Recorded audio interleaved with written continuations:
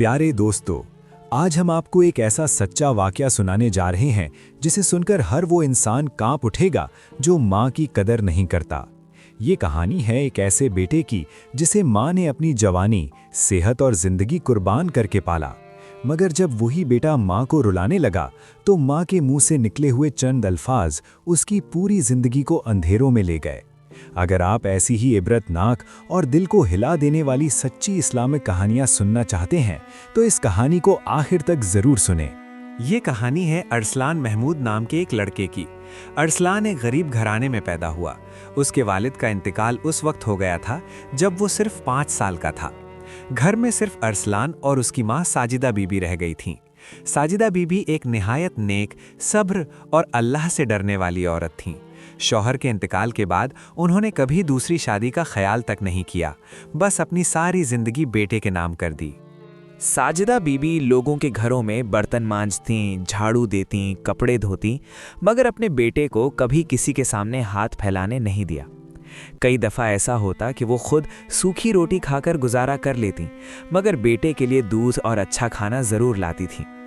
फज्र के वक्त उठकर नमाज पढ़ती और फिर अल्लाह के सामने हाथ उठाकर दुआ करती, या अल्लाह, मेरे बेटे को नेक बना देना, उसे किसी का मोहताज ना करना। अरसलान पढ़ाई में होशियार था। माँ की मेहनत रंग लाई। वो अच्छे नंबर से पढ़ता रहा और शहर के एक कॉलेज में दाखिला मिल गया। साजिदा बीबी ने बेटे को शहर भेजने के लिए अपने जेवर तक बेच दिए, मगर अरसलान को एहसास तक नहीं हुआ कि ये तालीम उसकी माँ की कुर्बानियों का नतीजा है।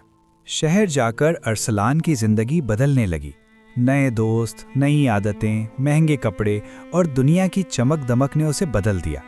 वो आहिस्ता आहिस्ता नमाज छोड़ने लगा, माँ के फ़ोन कम उठाने लगा, और जब कभी माँ नसीहत करती तो वो कहता, अम्मी, आपको दुनिया की समझ नहीं, अब ज़माना बदल गया है। पढ़ाई मुकम्मल होने के बाद अरसलान को एक अच्छी कंपनी में नौकरी मिल गई। तनख्वाह अच्छी थी। उसने शहर में फ्लैट ले लिया, मगर माँ को अपने पास बुलाने के बजाय गांव में ही रहने दिया। माँ कहती, बेटा मैं अकेली हो गई हूँ, मुझे भी अपने पास रख लो। अरसलान जवाब देता, अम्मी यहाँ मेरी जॉब है, आप गांव में ही ठीक हैं। वक्त गुजरता गया। साजिदा बीबी बूढ़ी होती गईं और बीमार रहने लगीं। मोहल्ले वाले उनकी देखभाल करते, मगर अरसलान को ना फुर्सत थी ना एहसास। इस दौरान अरसलान ने शहर में अपनी मर्जी से शादी कर ली, वो भी माँ को बताए बगैर। माँ को गांव में किसी और से खबर मिली तो वो सजदे में गिरकर रो पड़ी। उन्होंने अल्लाह से शिकायत नहीं की, बस बेटे के लिए खैर मांगती रहीं। एक दिन साजिदा बीबी शदीद बीमार हो गईं। उन्होंने अरसलान को फ़ोन किया, मगर उसने फ़ोन काट दिया। जब दोबारा कॉल की तो अरसलान गुस्से में बोला, अम्मी, बार बार फ़ोन ना किया करें, मुझे बहुत मसरूफियत है। ये सुनकर साजिदा बीबी के दिल पर जैसे किसी ने खंजर चला दिया। बरसों का सब्र इस एक लम्हे में टूट गया। उन्होंने रोते हुए आसमान की तरफ हाथ उठाए और कहा, या अल्लाह, मैंने इस बेटे को हलाल खिलाया है।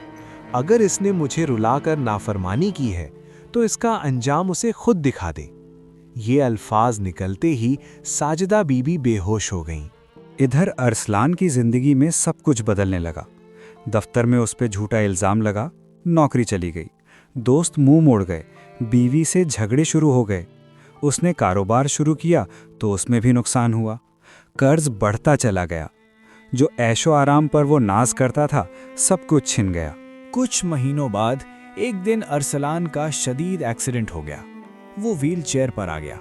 डॉक्टर हैरान थे कि इतनी कम उम्र में इसका हाल ऐसा क्यों हुआ। हॉस्पिटल के बिस्तर पर लेटे लेटे उसे माँ याद आई। वो रोते हुए कहता, काश मैंने अम्मी की बात मान ली होती। इसी दौरान उसे खबर मिली कि उसकी माँ का इंतकाल हो गया। अरसलान जनाजे पर पहुंचा, माँ की कब्र से लिपटकर रो पड़ा।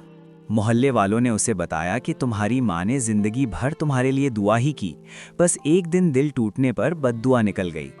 अरसलान ने कब्र के पास बैठकर अल्लाह से तौबा की, मगर जो माँ चली गई थी वो वापस ना आ सकी, और जो जिंदगी बर्बाद हो गई वो कभी पहले जैसी ना हो सकी।